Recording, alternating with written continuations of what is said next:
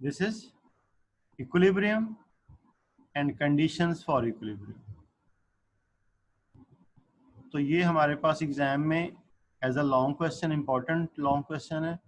तो हमें वो क्वेश्चन देता है define equilibrium, explain its conditions. अगर तो वो हमें कहे एक्सप्लेन, डिस्क्राइब, जो भी वर्डिंग यूज करे इट्स कंडीशंस, देन हम दोनों डिस्कस करेंगे।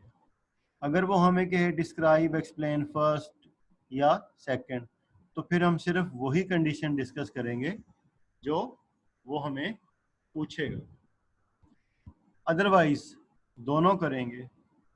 So let's see first what is equilibrium.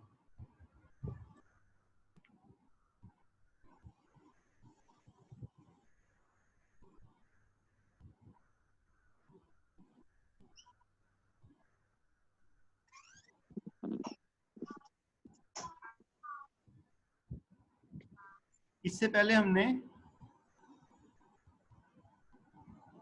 Newton first law discuss किया हुआ है। न्यूटन फर्स्ट लॉ में हम यही कहते हैं, if no force is acting on a body, then the body at rest will continue its state of rest, and the body in uniform motion will continue its uniform motion. तो Newton first law यही हमें बताता है कि अगर किसी body पे कोई फोर्स एक्ट नहीं कर रही तो वो बॉडी अपनी स्टेट को कंटिन्यू करेगी। कौन सी स्टेट को? स्टेट ऑफ रेस्ट और ऑफ यूनिफॉर्म मोशन। तो अब ऐसी बॉडी जिस पे कोई फोर्स एक्ट ना कर रही हो, वो अपनी स्टेट ऑफ रेस्ट को कंटिन्यू करे, या अगर एक बॉडी यूनिफॉर्म मोशन में है वो अपने यूनिफॉर्म मोशन को कंटिन्यू करे अनटिल के उस पर कोई एक्सटर्नल फोर्स अप्लाई ना हो, तो हम ये कहेंगे कि ये बॉडीज न्यूटन फर्स्ट लॉ को फॉलो कर रही हैं। हम ये भी कह सकते हैं कि ये बॉडीज इक्विलिब्रियम में है। मीन इक्विलिब्रियम को सिंपल वर्ड्स में उसने डिफाइन किया हुआ है कि if no net force is acting on a body. अब ये हम नेट फोर्स की बात पहले भी कर चुके हैं रिजल्टेंट फोर्स वाले टॉपिक। तो नेट फोर्स होता है कि जब हम किसी भी बॉडी पे एक्ट करने वाली सारी फोर्सेस का सम लेते हैं, अगर वो आए zero, then we say net force is zero, no net force is acting on a body. Even then 2, 3, 4, 5 and so on, any number of forces are acting on the body, more than one, not one, more than one. So if the resultant is zero, then the net force is zero.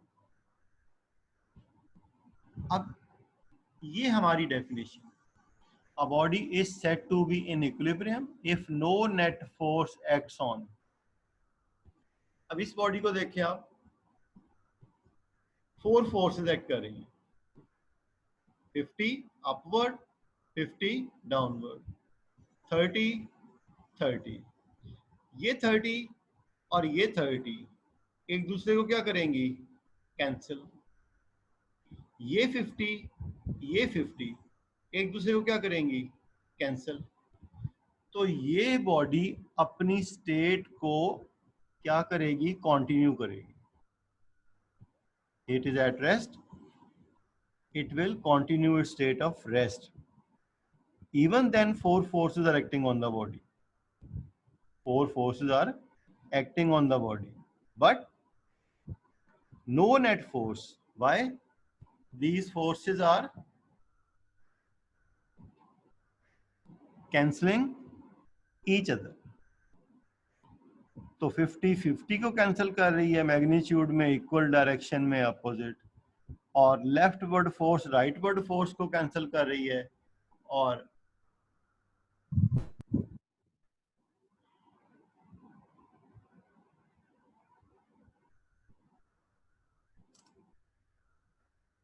Same ये no net force, 50 cancel by 50, 75 cancel by 75. So no net force is acting on the body. This body is said to be in equilibrium. अब हमारे पास to cases हैं. If a body is at rest, जैसे आप लोगों ने, अगर एक बच्चा जूम क्लासेस नहीं ले रहा, कोई ऑनलाइन क्लासेस नहीं ले रहा, बुक्स को नहीं पढ़ रहा, तो उसकी जो बुक्स हैं वो लाए कर रही हैं कहीं ना कहीं कबर्ड में कि बैग में. तो जब तक वो एक्सटर्नल फोर्स उस पर अप्लाई नहीं करेगा वो स्टूडेंट, वो बुक्स वहां से कोई जाएंगी? नो. तो those books are in equilibrium. So अब दूसरी जो स्टेट है यूनिफॉर्म मोशन वाली, उसकी भी हम बात करते हैं.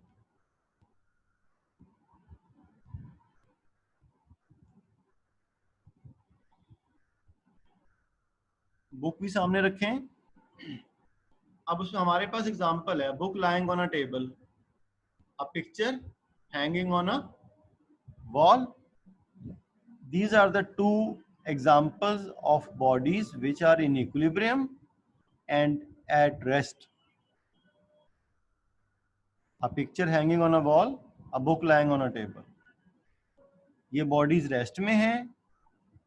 अब इनके ऊपर फोर्सेस एक्ट कर रही हैं. जब हम बुक को टेबल पे रखेंगे, ये टेबल है, ये बुक है, ये बुक लाए कर रही है. बुक का वेट कितना है? 10 न्यूटन. तो हमने बुक टेबल पे रखी हुई है.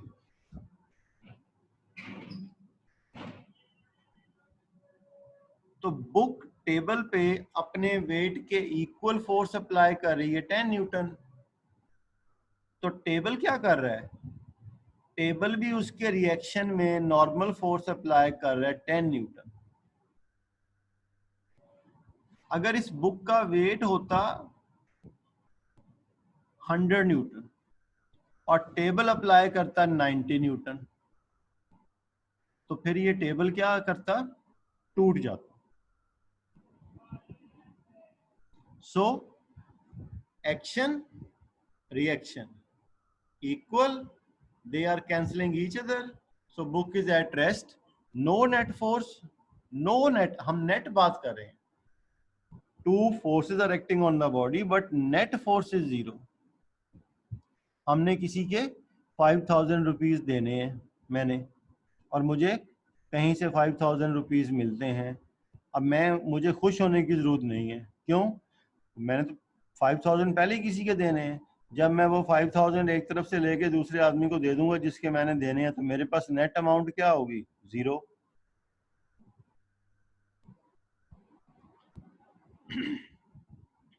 This is picture hanging on a wall. Its weight is acting vertically downward, and tension in these strings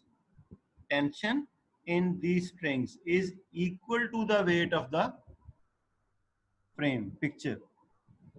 अगर इस पिक्चर के साथ हम खुद भी हैंग हो जाएंगे? नो. क्या होगा? हम नीचे गिर जाएंगे. क्यों? हमारा वेट ज्यादा होगा और ये जो स्ट्रिंग्स हैं ये उसके अकॉर्डिंग टेंशन, उतनी फोर्स अप्लाई नहीं कर सकेंगी. तो एक्शन ग्रेटर हो जाएगा, रिएक्शन कम होगा. अल्टीमेटली नेट फोर्स बॉडी को नीचे ले जाएगी.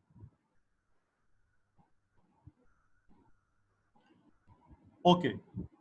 सो ये तो हो गई एग्जांपल्स जब बॉडी रेस्ट में होती है.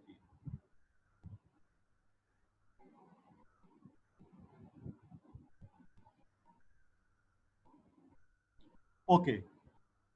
अब अगर एक रोड पे एक गाड़ी जा रही है, उसकी स्पीड 100 किलोमीटर पर आवर पे है, मोटरवे पे जा रही है, उसकी स्पीड चेंज नहीं हो रही, तो उस बॉडी पे भी नेट फोर्स 0 होगी. अब आप कहेंगे गाड़ी तो चल रही है, इंजन चल रहा है, इंजन उस पर फोर्स अप्लाई कर रहा है. आपको याद होगा न्यूटन सेकंड लॉ. अगर किसी बॉडी पे हम फोर्स अप्लाई करें, if a force applied on a body acts on a body, then it produces acceleration in the body. जब बॉडी की स्पीड वेलोसिटी चेंज नहीं हो रही, इट मींस एक्सेलरेशन 0. जिस बॉडी में एक्सेलरेशन नहीं है, एक्सेलरेशन 0 है, इसका मतलब है उस पर कोई फोर्स एक्ट नहीं कर रही. इस चीज को हमने न्यूटन सेकंड लॉ में डिटेल से डिस्कस किया हुआ है, फर्स्ट लॉ में भी डिटेल से डिस्कस किया हुआ है कि जब हम गाड़ी का स्विच ऑफ कर देते हैं तो वो तो जा रुक जाती है। रोड पे, मोटरवे पे हम जा रहे हो, स्विच ऑफ कर दें तो उसे तो फॉर एवर अपनी स्टेट ऑफ मोशन को कंटिन्यू करना था, लेकिन वो तो स्टॉप कर गई। क्यों? Due to frictional forces. ये हमने न्यूटन फर्स्ट लॉ में डिस्कस किया हुआ है। सो whenever no force is acting on a body, no net force is acting on a body, the body is said to be in equilibrium. तो हमें ये paragraph time हो तो हम लिखेंगे, अदरवाइज सिंपली हम ये डेफिनेशन देने के बाद जो बुक में भी है सेम, हम क्या करेंगे, हम कंडीशंस पे आ जाएंगे।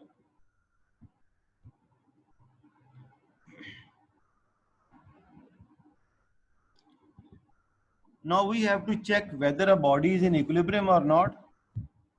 हमारे पास एक बॉडी है, हमें कोई पूछता है कि जी बताएं ये वाली बॉडी जो है वो इक्विलिब्रियम में है या नहीं है। अगर तो उस बॉडी पे फोर्सेस एक्ट कर रही हैं एक्स एक्सिस के अलोंग, वाई एक्सिस के अलोंग, कोई एंगल बना के फोर्सेस एक्ट कर रही हैं और वो बॉडी रोटेटेबल नहीं है, वो बॉडी रोटेटेबल नहीं है, तो हम ये कंडीशंस अप्लाई करेंगे अगर वो बॉडी इन दोनों कंडीशंस को सेटिस्फाई करेगी। कंडीशंस कह लें या चेक कह लें।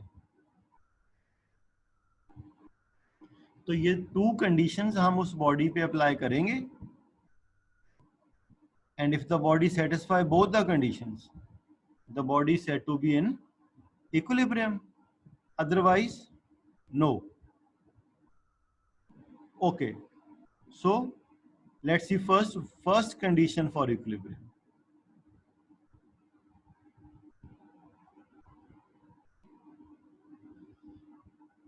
सेम अगेन वही बात, a weight is lying on a table surface, its weight is acting vertically downward and reaction of the table is acting vertically upward.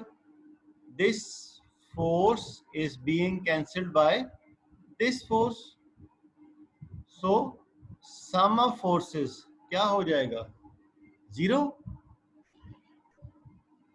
जब हम इन दोनों फोर्सेस को क्या करेंगे, ऐड, इसको हम नेगेटिव लेंगे, इसको पॉजिटिव, ऐड करेंगे, सम क्या आ जाएगा, zero. A body is said to satisfy first condition for equilibrium if the resultant of all the forces acting on it is zero. अगर हमसे कोई पूछे कि जी ये बॉडी इक्विलिब्रियम में है, हम चेक करेंगे how many forces are acting on the body, हम उन फोर्सेस का क्या करेंगे, sum, by using head to tail rule. If sum is zero, body is said to be satisfy first condition for equilibrium. अब ये तो simple सी example है, ये F1 plus F2 plus F3 plus so many forces are acting on the body. 10 है तो 10 का sum zero, 5 है तो 5 का सम जीरो, 3 है तो 3 का सम जीरो। सो इसलिए हमने उसको जनरलाइज कर दिया Fn equals to zero.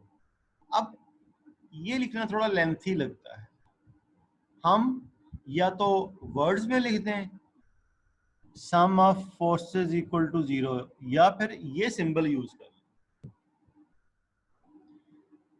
This symbol is called sigma, summation. ये सम को डिनोट करता है, mean sigma F mean sum of forces F1 F2 F3 F4 F5 if n is 5। अगर 10 है तो 10 का सम है ये, so sigma F mean sum of forces equal to zero. So this is the mathematical form, first mathematical form of first condition for equilibrium. ये if the resultant of all the forces acting on the body is 0. अब अगर हम इन forces का पहले भी हमने अभी थोड़ी देर पहले बात की है, रिजल्टेंट कैलकुलेट करेंगे, आंसर 0, आंसर नेट फोर्स 0. ये तो सिंपल केस है. वाई?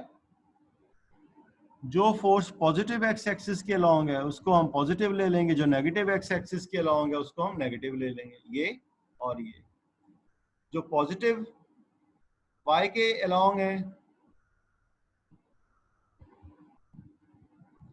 जो पॉजिटिव वाई के अलॉन्ग है, they are taken as positive, और जो नेगेटिव वाई के अलॉन्ग है they are taken as negative.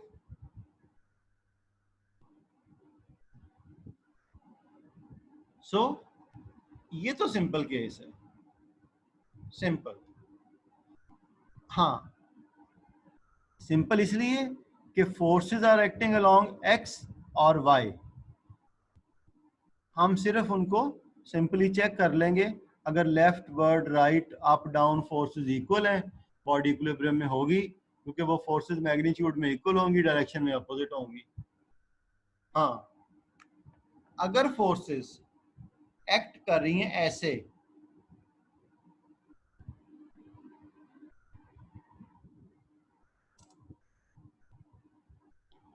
तो फिर इस केस में अब ये फोर्स 30 के एंगल बना रही है, ये 45, ये डिफरेंट. तो हम इस केस में क्या करेंगे, इस केस में हम इन सारी फोर्सेस के एक्स और वाई कंपोनेंट रिजॉल्व कर लेंगे. Resolution of forces. तो जब हम इनको रिजॉल्व करेंगे, सारी फोर्सेस के दो दो कंपोनेंट बन जाएंगे. जब सारी फोर्सेस के टू टू कंपोनेंट्स बन जाएंगे तो हम क्या करेंगे, हम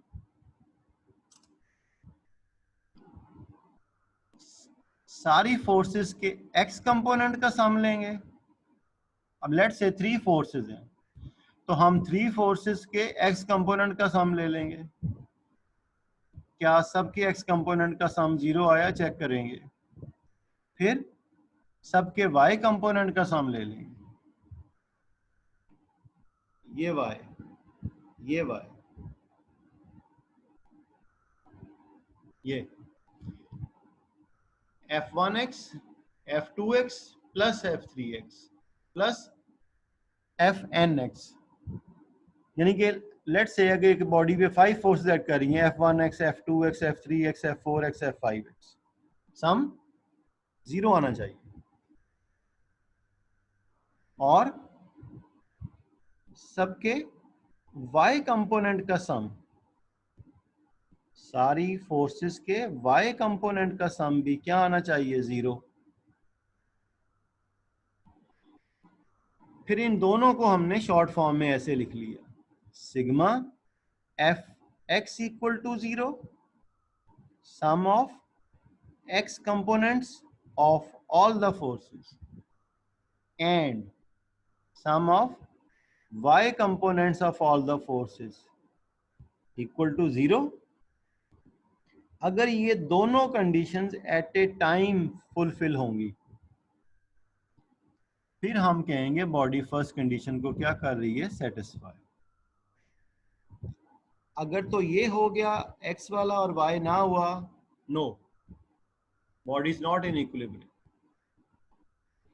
इन दोनों को एट ए टाइम सेटिस्फाई होना जरूरी है. ये हम कब चेक करेंगे, when the forces are acting this way. और अगर फोर्सेस ऐसे एक्ट कर रही हैं फिर क्या चेक करेंगे, ये. सो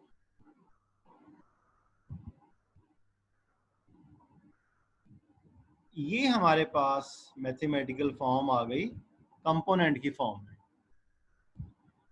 और ये उसने, ये बिल्कुल मैंने बुक का पेज ही यहाँ कॉपी किया हुआ है. ये उसने एंड में एग्जांपल दी हुई हैं. A book lying on a table, picture hanging on a wall, right, bodies are at rest and satisfy first condition for equilibrium. अब जो दूसरी एग्जांपल है वो ये है कि आप paratrooper coming down with terminal velocity, constant velocity जिसे हम कहते हैं, also satisfy first condition for equilibrium.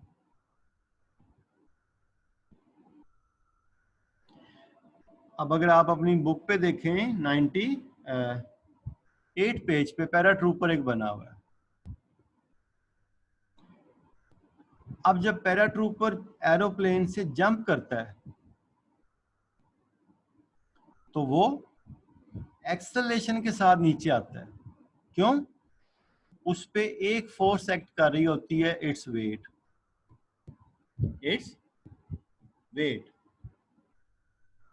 और वो फोर्स उसमें क्या प्रोड्यूस करती है? एक्सेलरेशन. लेकिन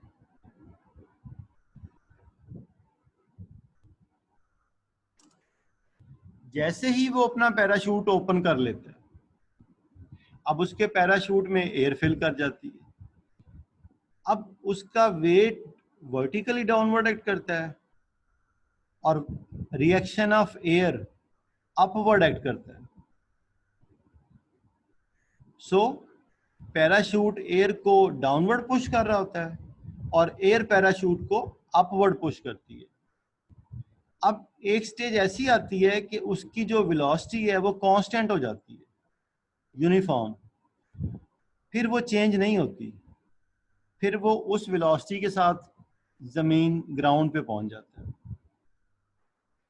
तो ग्राउंड को टच करने तक और पैराशूट खुलने के बाद उसकी वेलोसिटी चेंज नहीं होती. अब उस पे टू फोर्सेस एक्ट कर रही हैं पैराट्रूपर पे, its weight and reaction of the air. अब जब किसी बॉडी पे टू फोर्सेस एक्ट कर रही हो और वो बॉडी मोशन में हो और उसकी स्पीड भी यूनिफॉर्म हो, तो वो क्या होगी? इक्विलिब्रियम. सो ये थी हमारे पास फर्स्ट कंडीशन फॉर इक्विलिब्रियम. इसमें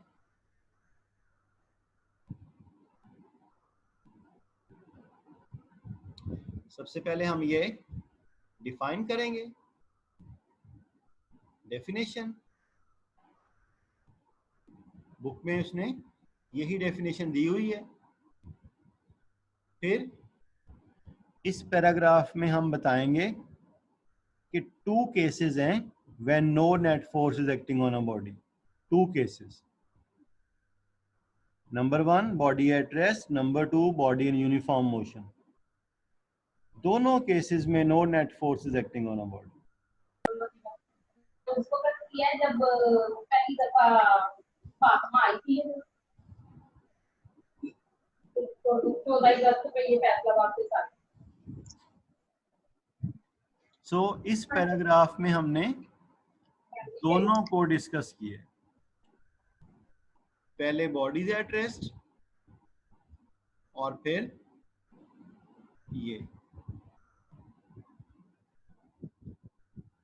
ये इसी पैराग्राफ के मेन पॉइंट्स हैं. ये वही एग्जांपल्स हो गई. तो फिर बॉडीज को चेक करने के लिए हमारे पास टू कंडीशंस. उसमें से हमने फर्स्ट कंडीशन को चेक किया. पहले फर्स्ट कंडीशन क्या कहती है? फर्स्ट कंडीशन के according if sum of all the forces acting on a body is 0. ये वही बात है if no net force is acting on a body. उसको सिर्फ वर्डिंग चेंज कर दी. बहरहाल सो इफ अलजेब्रिक सम या सिंपली हम सम कह दें, if sum of all the forces acting on a body is 0, then the body is set to satisfy first condition for equilibrium. First condition. अब वो सारी फोर्सेस का सम क्या होना चाहिए? 0. ये इसको हम शॉर्ट फॉर्म में ऐसे लिख लेते हैं, सिग्मा एफ.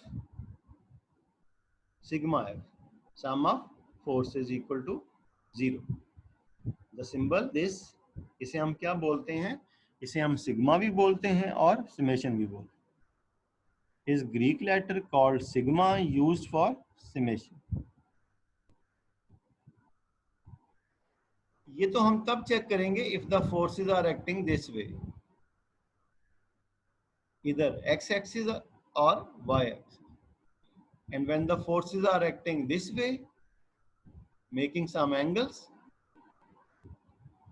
तो इस केस में कंडीशन चेक करने के लिए हम क्या करेंगे? we will resolve these forces into their components। अब हम बजाय फोर्सेस का सम लेने के हम उनके x कंपोनेंट का सम लेंगे if it is 0, हम उनके y कंपोनेंट्स का सम लेंगे if it is 0, then body is said to be satisfying first condition for equilibrium। In cases में हम क्या चेक करेंगे? सिग्मा एफ इक्वल टू 0 है या नहीं। इस केस में क्या चेक करेंगे? Sigma F X equal to 0 and sigma F Y equal to 0।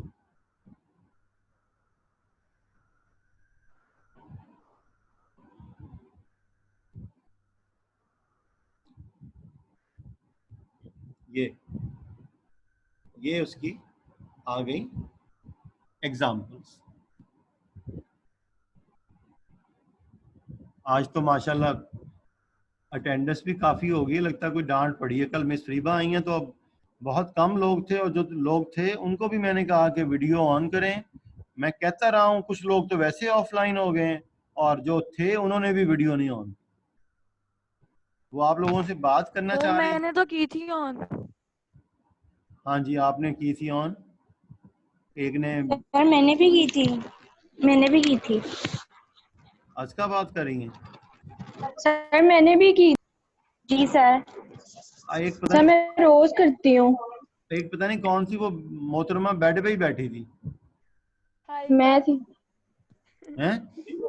हाइका थी। हाइका थी सर। हाँ, कुछ तो ख्याल किया करें कि हेड आपके ग्रुप में आके आपसे बात करना चाह रही हैं और आप जो है बेड पे बैठे। अब देख, मैं यहाँ डाइनिंग टेबल पे बैठा हूँ, मैं सारी की सारी क्लासेस यहाँ बैठ के लेता हूँ। आप देखते हैं मैं रोज एक ही जगह बैठा होता हूँ। तो एक प्रॉपर तरीके से किसी टेबल पे प्रॉपर तरीके से बैठें, आपके साथ बुक हो, कॉपी हो, कोई पॉइंट आपने नोट करना है, कोई जो आपका बैक व्यू बन रहा है, कोई बैकग्राउंड है, वो भी सही होना चाहिए।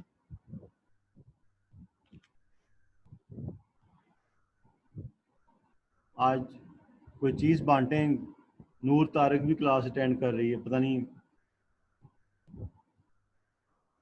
अटेंडेंस लगा के सर आज बड़े लोग हैं। दोबारा सो गई है मेरा ख्याल है।